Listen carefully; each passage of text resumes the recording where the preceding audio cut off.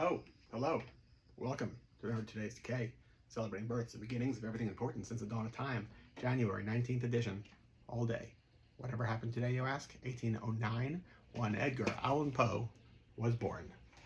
And on his birthday, we are going to give you the bird.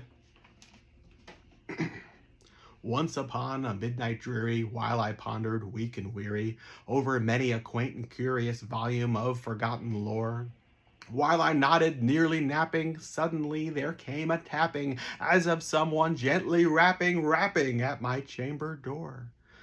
"'Tis some visitor," I muttered, tapping at my chamber door, "only this, and nothing more." Ah, distinctly I remember. It was in the bleak December, and each separate dying ember wrought its ghost upon the floor. Eagerly I wished the morrow, vainly I sought to borrow from my book Cerise of sorrow, sorrow for the lost Lenore, for the rare and radiant maiden whom the angels named Lenore, nameless here forevermore.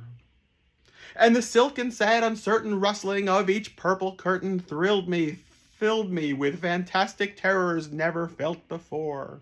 So that now, to still the beating of my heart, I stood repeating, "'Tis some visitor entreating entrance at my chamber door, some late visitor entreating entrance at my chamber door."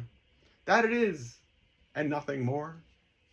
Presently my soul grew stronger, hesitantly, then no longer. "Sir," said I, "or madam, truly, your forgiveness I implore. But the fact is I was napping, and so gently you came rapping, and so faintly you came tapping at my chamber door, that I scarce was sure I heard you. Here I opened wide the door. Darkness there, and nothing more." Deep into the darkness peering, long I stood there wondering, fearing, doubting, dreaming dreams no mortal ever dared to dream before. But the silence was unbroken, and the stillness gave no token, and the only word there spoken was the whispered word, "Lenore." This I whispered, and an echo murmured back the word, "Lenore." Merely this, and nothing more. Then into the chamber turning, all my soul within me burning, soon again I heard a tapping, something louder than before. "Surely," said I, "surely that is something at my window lattice. Let me see, then, what there is, what thereat is, and this mystery implore. Let my heart be still a moment, and this mystery explore. 'Tis the wind, and nothing more." Open here I flung the shutter, when with many a flirt and flutter, in there stepped a stately raven of the saintly days of yore. Not the least obeisance made he, not an instant stopped or stayed he, but with mien of lord or lady perched above my chamber door. Perched upon a bust of Pallas just above my chamber door. Perched and sat, and nothing more. This then ebony bird beguiled my sad fancy into smiling. By the grave and stern decorum of the countenance it wore, "Though thy crest be shorn and shaven, though," I said, "art thou no craven, ghastly, grim, and ancient raven, wandering from the nightly shore? Tell me what thy lordly name is on the night's plutonian shore." Quoth the raven, "Nevermore." Much I marveled this ungainly fowl to hear discourse so plainly, though its answer little meaning, little relevancy bore.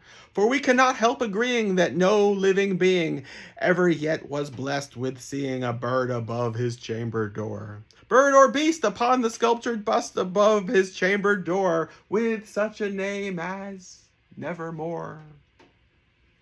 But the raven, sitting lonely on the placid bust, spoke only that his one word, as if his soul in that one word he did outpour. Nothing further then he uttered, not a feather then he fluttered, till I scarcely more than muttered, "Other friends have flown before. On the morrow he will leave me, and as hopes have flown before." Then the bird said, "Nevermore." Startled at the stillness broken by reply so aptly spoken, doubtless, said I, what if utters is its only stock and store? Caught from some unhappy master whom unmerciful disaster followed fast and followed faster till his song's one burden bore, till the dirges of his hope the melancholy burden bore of never, nevermore. But the raven still beguiling all my sad soul into smiling, straight I wheeled a cushioned seat in front of bird and bust and door. Then upon the velvet sinking, I betook myself to linking fancy unto fancy, thinking what this ominous bird of yore, what this grim, ungainly, ghastly, gaunt, and ominous bird of yore meant in croaking nevermore. This I sat engaged in guessing, but no syllable expressing, to the fowl whose fiery eyes now burned into my bosom's core. This and more I sat divining, with my head at ease reclining on the cushion's velvet lining, with the lamplight gloating over. But whose velvet violet lining, with the lamplight gloating over, she shall press, nevermore. Then methought the air grew denser, perfumed from an unseen censer, swung by seraphim whose footfalls tinkled on the tufted floor.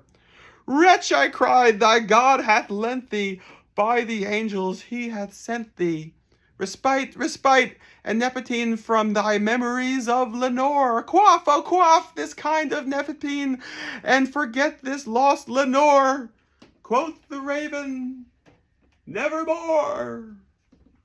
Prophet, said I, thing of evil, prophet still, if bird or devil, whether tempter sent or whether tempest tossed thee here ashore, desolate yet all undaunted, on this desert land enchanted, on this home of horror haunted, tell me truly, I implore, is there balm in Gilead? Tell me, I implore. Quoth the raven, nevermore.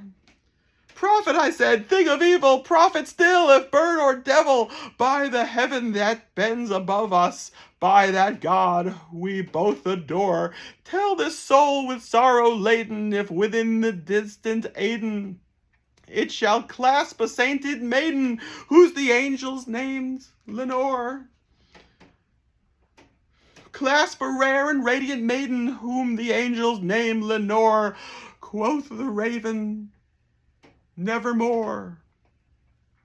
Be that word our sign of parting, bird or fiend, I shrieked upstarting, get thee back into the tempest and the night's plutonium shore. Leave no black plume as a token of thy lie thy soul hath spoken. Leave my loneliness unbroken, quit the bust above my door. Take thy beak from out my heart, and take thy form from off my door. Quoth the raven, nevermore. And the raven, never flitting, still is sitting on the pallid bust of Pallas just above my chamber door. And my eyes have all the seeming of a demon that is dreaming, and the lamplight over him streaming throws his shadow on the floor. And my soul, from out that shadow that lies floating on the floor, shall be lifted nevermore. Edgar Allan Poe, The Raven. What else happened today? Important things. Important things like Sophie Tober Arp, born today, 1889. Dadaist, puppeteer, visionary. Don Lang, 1925. British rock and roller. Kind of like Bill Haley. The film The Lodger, John Brom, Laird Krieger, born today. Nope, not born today. Released today, 1944. Dolly Parton, of course, born today, 1946. Smeg from King Kurt, born today, 1962. And the film Ramones End of Century documentary, premiered today, 2003. And that is it for the whole day. Till tomorrow, goodbye.